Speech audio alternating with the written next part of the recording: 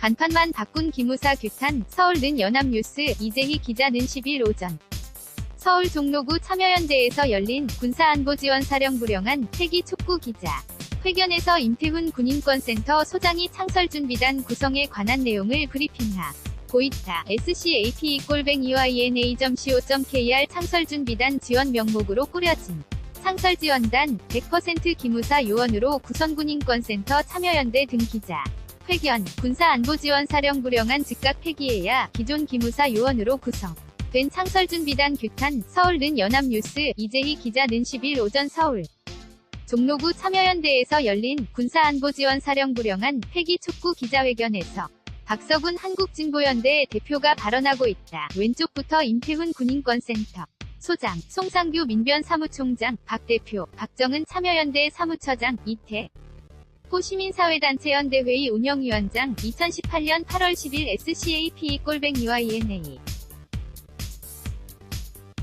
co.kr, 서울는 연합뉴스, 김호준 현해란 기자 등 국군기무사령부를 해체하고 새로 창설할 군정보부대, 군사안보지원사령부, 의 조직 개편과 인적 청산을 기존 기무사 요원들이 주도하고 있다는 주장이 나왔다. 시민단체 군인권 센터 임태훈 소장은 10일 서울 종로구 참여연대에서 개최한 기무사 간판 만 바꾼 군사안보지원사령부 추진 중단 촉구 시민사회단체 기자회견에서 부 제보를 바탕으로 이러한 내용을 폭로했다. 군사안보지원사 창설을 위한 국방부 창설준비단은 남영신 신임 기무사령관을 단장으로 이달 6일 출범했다.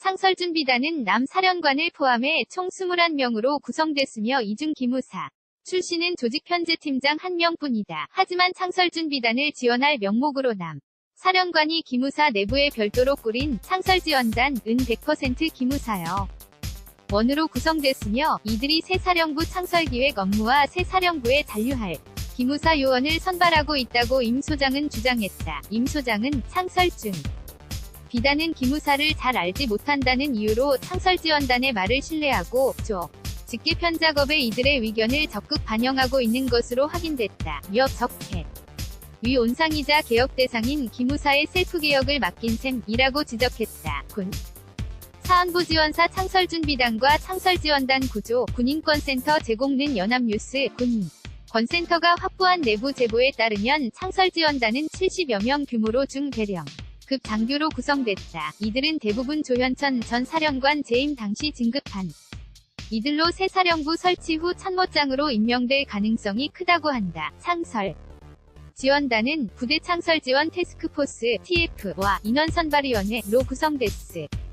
며 TF 산하에는 기획총괄, 임무조직, 예산군수, 인사행정, 법규정비를 담당하는 5개 부서가 있다. 인원선발위원회는 군사안보지원사령부령이 국무 회의를 통과하면 본격적으로 가동되며 새 사령부에 남을 기무사 요원 1,500명을 골라 서류상으로만 원대 복귀시킨 뒤 다시 새 사령부에 배치할 계획을 세웠다는 게 임 소장의 주장이다. 창설지원단은 조직 편성, 기능 제정 립 등의 내용을 담아 창설준비단의 보고서를 올려 군사안보지원사령부령 작성을 지원했으며 창설준비단이 발표한 인원 감축안 역시 TF에서 만든 것이라 고 임 소장은 설명했다. 다만 국방부는 이날 입장자료를 내고 기무사 해편 업무는 군사안보지원부 창설준비단이 주도해 추진하고 있으며 이 과정을 법무팀에 파견 나온 검사가 철저히 검증하고 있다. 며 임 소장의 주장은 사실과 다르다고 반박했다. 국방부는 또 기무 요원들의 원대 복귀 조치는